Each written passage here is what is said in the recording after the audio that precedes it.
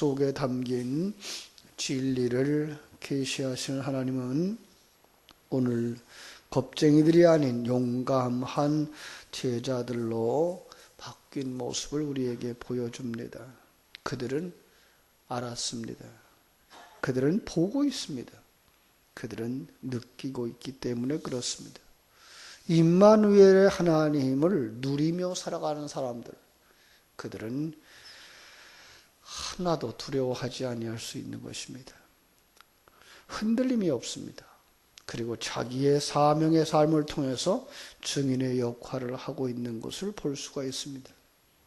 그러면 또 세상은 여전히 그들을 공격하죠.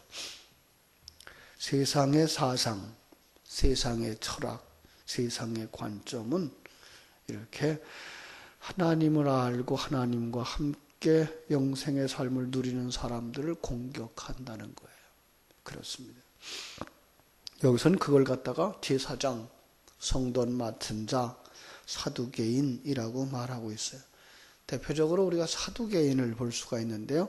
사두개인들은 부활이 없다 하는 사람들, 영적 세계의 무지한 자들을 이야기하죠. 이 사두개파라는 것은 솔로몬 시대에 제사장이었던 아비아다를 밀어내고 제사장이 되었던 사독에서부터 시작됐다 그래요. 그래서 하나님의 질서나 영적인 것보다는 세속적이고 헬라 문화를 수용할 뿐만 아니라 정치인들과 그 결탁을 해서 세력을 형성하는 사람들, 부활이나 천사나 마귀를 믿지 않아요. 한마디로 얘기해서 하나님의 생명이 없는 자들, 하나님을 몰라요. 영적 세계를 몰라요. 그러면 이 세상이 전부라고 살아가는 사람들이죠. 불신자예요, 사실은. 불신자이면서 종교적 색채만 가지고 들어와 있는 자들, 그렇죠? 그들이 베드로와 요한의 메시지를 좋아할 리가 없죠. 베드로와 요한의 그 설교는 하나님은 있다, 부활이 있다, 영적 세계에 대해서 이야기하고 있기 때문에 영적 세계에 대해서 말하고 있는 자들을 전혀 그네대로 들을 수가 없죠. 그래서 그들을 잡아서 가두었다. 그러니까 그들은 결국은 하나님의 대적자들인 것을 우리가 알 수가 있습니다. 자, 그러나 그렇게 그들이 핍박하는데도 불구하고 그들 속에 믿음의 사람들은 5,000명이나 모였다. 여러분 5,000명 그러면 뭐가 생각나죠? 오병이어죠, 그죠?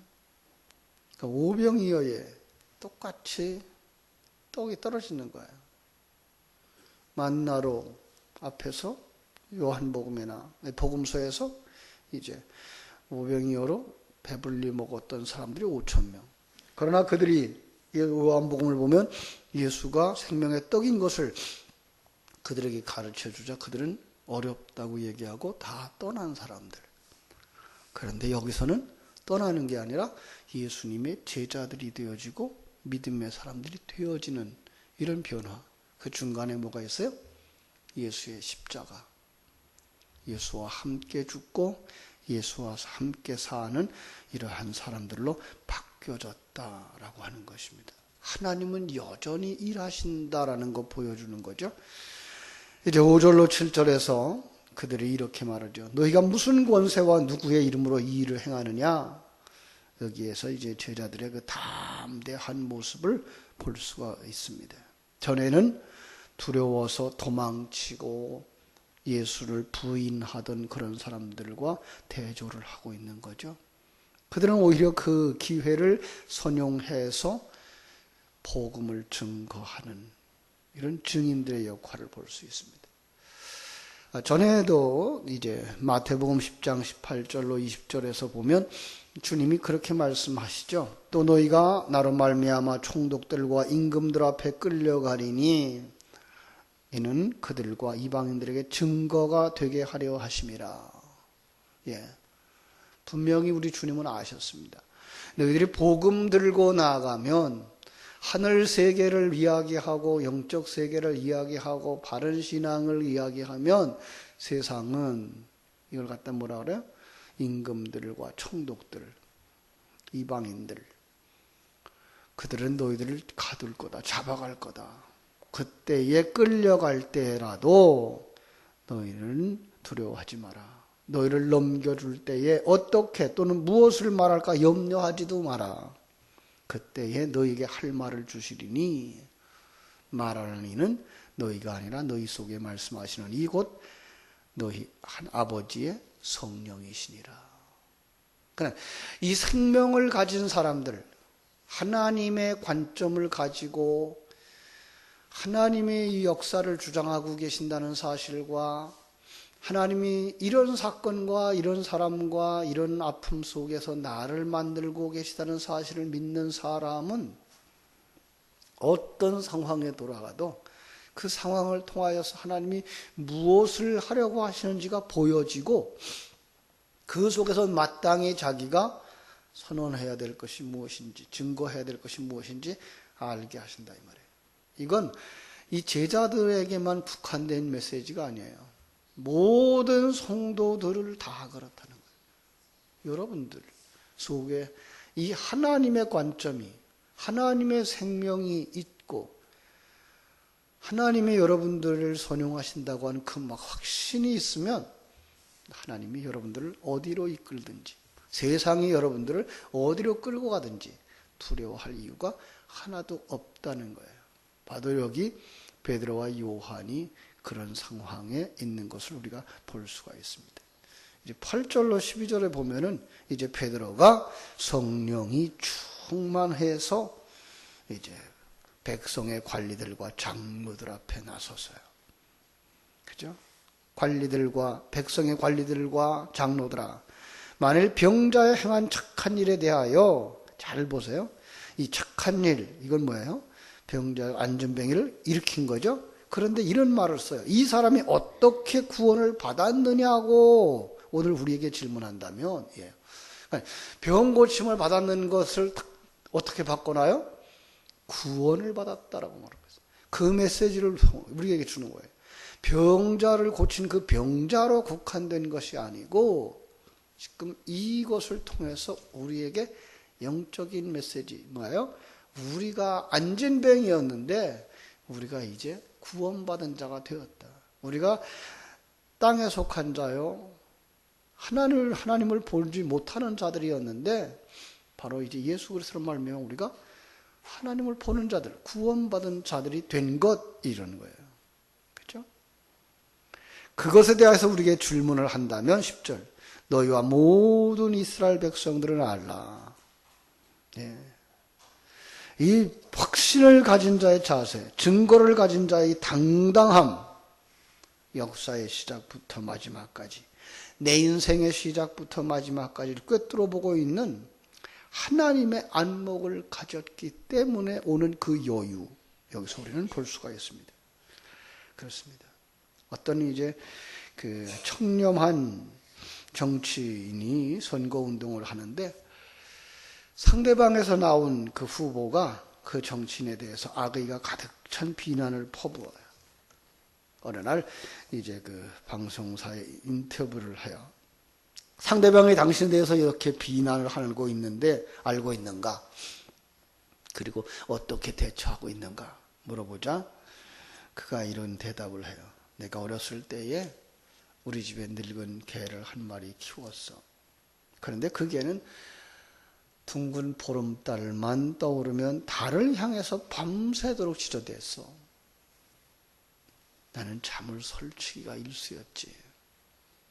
이 기자가, 아니 동문서답합니까? 지금 이 상대방이 당신을 어떻게 공격하고 있는지, 그리고 거기에 대한 대책이 뭔지 그걸 내가 묻고 있지 않소? 그랬더니 내가 방금 대답하지 않았어. 개가 달을 보고 지저댈 때에도 달은 여전히 달빛을 그에게 비춤으로써 자신이 해야 할 일을 했단 말이에요.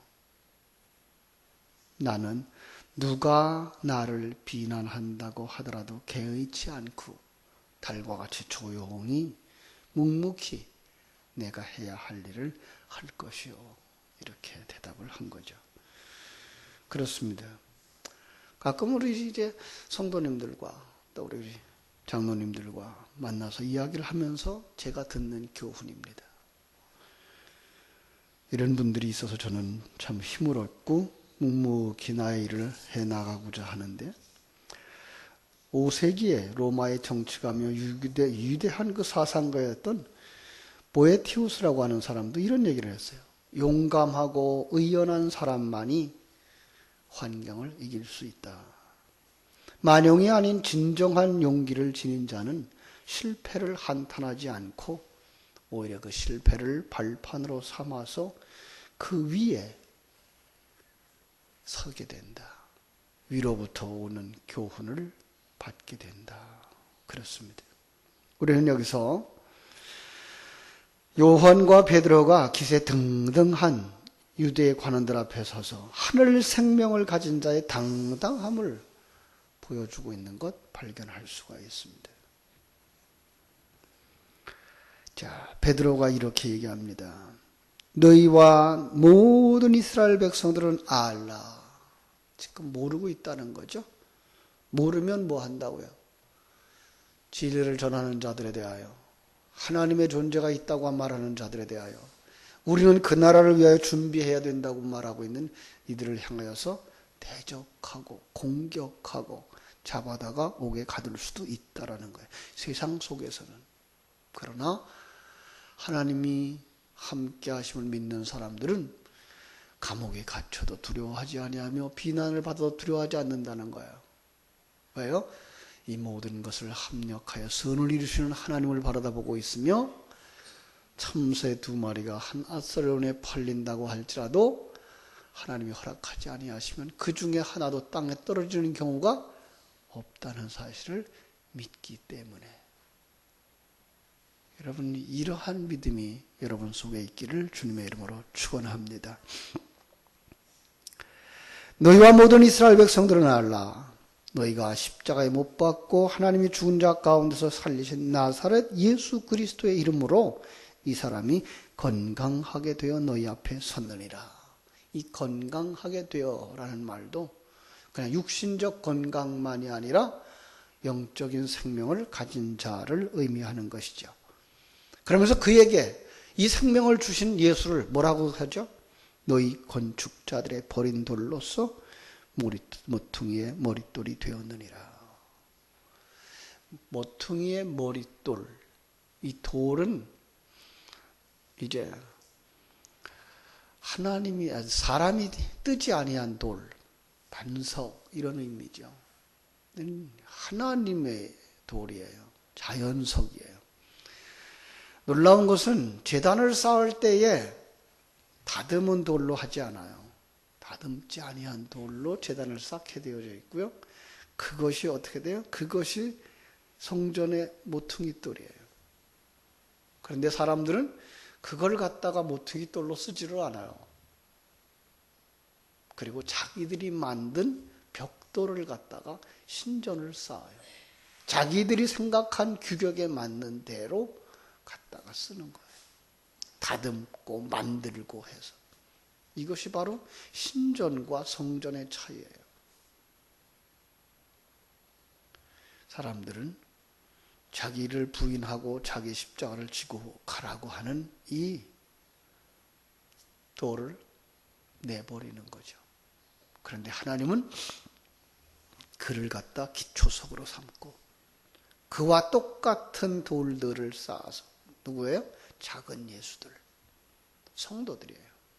자기가 부인되어지는 자들, 여전히 자기 십자가를 지고 주를 쫓아가는 자들, 하나님의 위대함을 알고 하나님의 그 크심을 알고 하나님이 나를 만들고 나를 다듬고 계시다는 사실을 알고 하나님과 함께 천국으로 가는 그 사람들을 통해서 성전을 만드신다는 거예요. 그러면서 뭐라고 말씀하셔요? 12절. 다른 이로서는 구원을 얻을 수 없나니 천하 사람 중에 구원을 받을 만한 다른 이름을 우리에게 주신 일이 없음이라. 이 당당함, 이 확실함, 그들에게는 하나님에 대한 확신이 있었기 때문에 그렇습니다. 그렇습니다. 하나님에 대한 확신. 요한복음 21장에서는 부활하신 주님이 디베레 바닷가에서 고기 잡던 베드로를 불러내서 말씀하여 내가 이 사람들보다 나를 더 사랑하느냐, 나를 사랑하느냐라는 말이에요. 내가 이제 내가 누군지, 내가 무엇을 증명하고 있는지 아느냐, 하나님을 아느냐라는 거예요. 하나님을 아는 것. 호세아는 그랬죠. 그렇게 말했죠. 이 하나님을 아는 것이 없으면 망한다고. 요한계시록에서 요한은 그렇게 말하죠. 에베소 교회를 향하여서 너희들은 이 처음 사랑을 버렸느니라. 하나님을 알고 그 하나님의 뜻을 깨달아 알며 그 하나님과 함께 완성되어져 가는 이 생명을 버렸다. 그럼 뭐예요? 세상 것이 전부라고 생각하고 다시 돌아가는 거예요. 하나님을 모르는 거예요. 그동안 보이는 눈으로 보고 들리는 귀로만 듣던 그들이 이제는 그걸 생명으로 만난 거예요. 그분이 역사의 시작부터 마지막까지, 내 인생의 시작부터 마지막까지 내 손을 잡고 나를 만들어 가고 있다고 하는 사실, 이 환경, 이 사건, 이 만남, 이 충돌을 합력하여 나를 만들며 또 누군가에게 하나님의 생명을 전수하고 있다는 사실을 믿는 믿음. 그렇습니다. 이전에는 이 하나님에 대한 확신이 없었기 때문에 비겁한 자고 부인하는 자였지만 이제는 성령으로 말미암아 확신이 생겼기 때문에 그 사역을 위해 목숨을 걸 만한 확신이 있었던 것. 하나님을 알기 때문에 그렇습니다. 그들은 어떠한 위협도 두려워하지 않습니다. 역사 속에서 종교개혁을 했던 그러한 사람들도 그랬죠. 마틴 루터가 웜스 재판을 받기 위해서 보름스라고 말하죠. 웜스 재판장으로 갈 때 이런 말을 남겼죠. 내가 웜스 법정의 지붕에 기와 짝만큼 많은 마귀들이 들끓고 있다고 할지라도 나는 웜스로 가겠다. 두려움하지 않는 사람. 이렇게 말할 수 있는 거죠. 사도 바울도 그렇게 얘기했어요. 우리가 사방으로 우겨쌈을 당하여도 쌓이지 아니하며 답답한 일을 당하여도 낙심하지 아니하며 핍박을 받아도 버린 바 되지 아니하며 거꾸러뜨림을 당하여도 망하지 아니한다고. 히브리서 저자는 이런 믿음의 사람을 갖다 뭐라고 말했죠? 세상이 감당치 못하는 자라. 그렇습니다. 그들은 하나님 제일주의의 삶을 삽니다.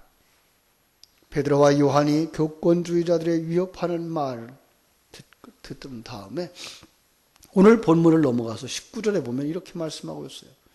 하나님 앞에서 너의 말을 듣는 것보다, 그죠? 듣는 것이 하나님의 말씀을 듣는 것보다 옳은가 판단하라. 무엇이 옳은가? 사람의 말을 듣는 것이 옳은가? 세력화되어진 그들을 얘기를 듣는 것이 좋은가? 하나님의 음성을 듣고 하나님을 따라가는 것이 옳은가? 갈라디아서 1장 10절에서는 내가 사람들에게 좋게 하랴, 사람을 좋게 하랴, 하나님을 좋게 하랴, 내가 사람들에게 기쁨을 구하랴, 내가 지금까지 사람의 기쁨을 구하는 것이었다면 그리스도의 종이 아니니라 라고 말했습니다. 이와 같은 사도들의 용기 있는 그 자세는 한마디로 하나님 제일주의의 사상, 하나님의 주권을 인정하는 사람, 그 하나님이 당신과 함께 있다고 하는 사실을 믿는 사람, 그 하나님이 당신의 힘이 되어주고 배경이 되어주고 당신을 인도하고 있다는 사실을 믿는 사람, 바로 여러분들이 그러한 사람들이 되셔서 이 험한 시대 속에서 증인의 역할을 잘 감당하는 믿음의 사람들, 여유 있는 강하고 담대한 하나님의 사람들이 되어지기를 주님의 이름으로 축원합니다. 기도하겠습니다. 하나님 우리 아버지, 하나님의 크신 은혜와 사랑을 감사하옵고 감사합니다. 세상은 빛을 발하기 시작하면 그 불을 끄려고 공격한다는 사실을 오늘 우리는 이 사실을 통해서 보게 됩니다. 안전뱅이를 일으키는 베드로와 요한을 향하여서 그들은 잡아 가두는 위협과 그리고 사람들 앞에 세우고 취조하는 고통 가합니다. 그러나 그 속에서도 연약해지지 아니하는 바로 이 사람이 하나님의 사람이라고 우리에게 보여주며 하나님의 생명을 가진 자들, 하나님을 아는 자들, 바로 이 땅에서 어떻게 살아야 할 것인가를 가르쳐 주시는 줄 믿습니다.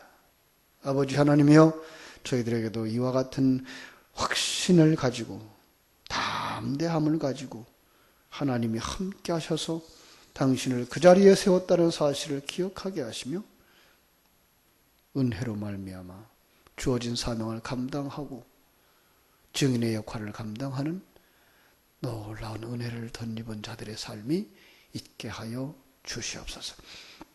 하나님을 아는 사람들, 주님을 사랑하는 사람들, 임마누엘의 축복을 누리는 사람들, 당신을 통해서 하나님의 생명을 지금도 흘려내기를 원한다고 말씀하시는 주의 음성을 들을 수 있게 해주시고 세상의 풍파, 바람, 두려움 없이 믿음을 지켜낼 수 있고 증인의 역할을 잘 감당하는 마지막 시대의 사도들, 마지막 시대의 주의 종들이 다 되게 하여 주시옵소서.